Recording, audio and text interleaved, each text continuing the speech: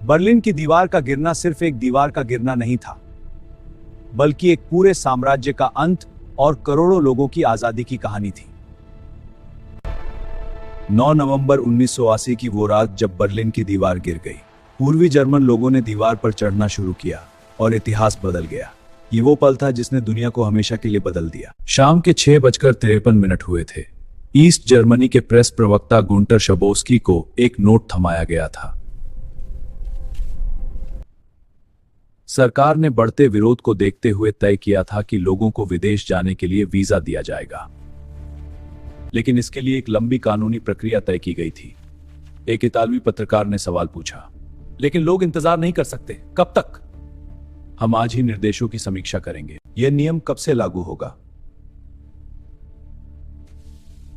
जहां तक मेरी जानकारी है, यह निर्णय तत्काल प्रभाव से लागू होगा। गुंटर को अंदाजा भी नहीं था कि उनके इन 4 शब्दों ने आयरन कर्टन में एक ऐसा छेद कर दिया था जिसे अब कोई नहीं भर सकता था। 1961 की एक रात बर्लिन के लोग सोकर उठे तो उन्होंने देखा कि उनके शहर के बीचों बीच एक दीवार खड़ी कर दी गई है। रातों रात परिवार बंट गए, दोस्त बिछड़ गए और एक ही शहर 2 हिस्सों में बंट गया, ईस्ट और वेस्ट बर्लिन। पश्चिम में लोकतंत्र की आजादी थी तो पूर्व में कम्युनिस्ट शासन का कड़ा पहरा। 28 सालों तक यह दीवार सिर्फ कंक्रीट का ढांचा नहीं, बल्कि कोल्ड वॉर का सबसे खौफनाक प्रतीक बनी रही। लेकिन 9 नवंबर 1989 को कुछ ऐसा हुआ जिसकी कल्पना किसी ने नहीं की थी। Protestbewegungen haben in den letzten Wochen zugenommen. Die Lage erfordert flexible Maßnahmen. इस दीवार के गिरने की कहानी शुरू एक गलती से। ईस्ट जर्मनी में विरोध प्रदर्शन बढ़ रहे थे। 9 नवंबर की शाम सरकार के प्रवक्ता गुंटर शबोस्की एक प्रेस कॉन्फ्रेंस कर रहे थे। उन्हें एक नया नियम पढ़ना था कि अब लोग बॉर्डर पार कर सकेंगे। अब से निजी यात्रा के लिए परमिट की आवश्यकता नहीं होगी, लेकिन इसके लिए कुछ शर्तें थीं। यह नियम कब से लागू होगा? मुझे यकीन नहीं है, मुझे जांच करनी होगी। अभी से, तुरंत, मतलब इमीडिएटली, विदाउट डिले, यह आदेश सभी के लिए लागू होगा। जैसे ही यह खबर रेडियो और टीवी पर फैली, हजारों की संख्या में लोग चेक पॉइंट चार्ली और अन्य बॉर्डर पोस्ट पर जमा हो गए। गार्ड्स के पास ऊपर से कोई आदेश नहीं था और सामने हजारों की भीड़ थी। सस्पेंस और डर का माहौल था। क्या गार्ड्स गोली चलाएंगे? लेकिन लोगों का जोश इतना था कि गार्ड्स ने पीछे हटने का फैसला किया और बैरियर खोल दिए। 28 साल बाद बर्लिन के लोग एक दूसरे से गले मिल रहे थे।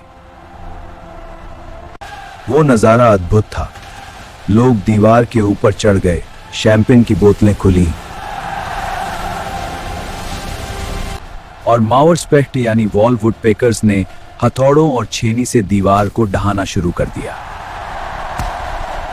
दुनिया ने देखा कि कैसे हथौड़े की एक एक चोट उस नफरत और बंटवारे को खत्म कर रही थी जिसने जर्मनी को 2 हिस्सों में तोड़ रखा था। यह एक शांतिपूर्ण क्रांति थी जहां बिना एक भी गोली चले एक तानाशाही दीवार ढह गई। बर्लिन की दीवार का गिरना सोवियत संघ के पतन की शुरुआत थी। इसके 1 साल बाद ही जर्मनी फिर से एक देश बन गया और यूरोप का नक्शा हमेशा के लिए बदल गया। यह जीत थी लोकतंत्र की, यह जीत थी इंसानी जज्बे की। आज भी बर्लिन में इस दीवार के कुछ हिस्से मेमोरियल के तौर पर खड़े हैं, जो हमें याद दिलाते हैं कि दीवारें इंसानों को बांट तो सकती हैं, लेकिन उनकी आजादी की चाह को कभी कुचल नहीं सकती। शाम के 6:53 हुए थे। ईस्ट जर्मनी के प्रेस प्रवक्ता गुंटर शबोस्की को एक नोट थमाया गया था। सरकार ने बढ़ते विरोध को देखते हुए तय किया था कि लोगों को विदेश जाने के लिए वीजा दिया जाएगा, लेकिन इसके लिए एक लंबी कानूनी प्रक्रिया तय की गई थी। एक इतालवी पत्रकार ने सवाल पूछा, यह नियम कब से लागू होगा? गुंटर ने अपने चश्मे को ठीक किया, कागजों को टटोला और फिर वो शब्द कहे जिन्होंने हड़कंप मचा दिया। जहां तक मेरी जानकारी है, यह अभी से बिना किसी देरी के लागू होता है। गुंटर को अंदाजा भी नहीं था कि उनके इन 4 शब्दों ने आयरन कर्टन में एक ऐसा छेद कर दिया था जिसे अब कोई नहीं भर सकता था। जैसे ही यह खबर रेडियो पर गूंजी, बर्लिन की गलियों में सन्नाटा टूट गया। हजारों की संख्या में लोग अपनी पजामों और कोट में ही बॉर्डर की तरफ दौड़ पड़े।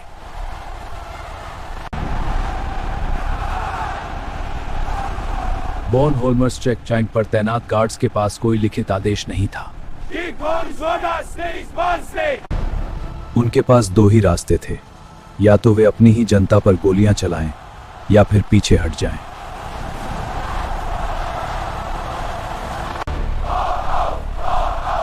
भीड़ चिल्ला रही थी। रात के 11:30 पर बॉर्डर कमांडर हेराल्ड जैगर ने वो फैसला लिया जो उनकी वर्दी के खिलाफ था, लेकिन इंसानियत के पक्ष में। उन्होंने बैरियर उठाने का आदेश दे दिया। वो मंजर किसी जादुई फिल्म जैसा था। लोग दीवार के ऊपर दौड़ रहे थे, अजनबी एक दूसरे को गले लगा रहे थे। जो परिवार 28 साल से सिर्फ फोन या कंटीले तारों के पार से बात करते थे, वे आज एक दूसरे को छू पा रहे थे। वेस्ट बर्लिन के लोग दीवार के दूसरी तरफ खड़े होकर फूल और शैंपेन बांट रहे थे।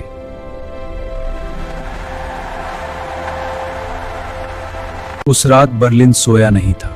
उस रात बर्लिन जश्न मना रहा था, बंटवारे के अंत का, नफरत की हार का।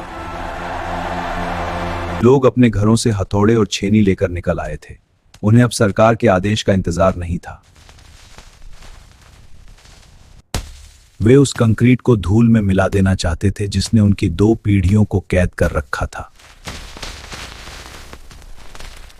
हर वार के साथ दीवार का एक हिस्सा गिरता और भीड़ शोर मचाती।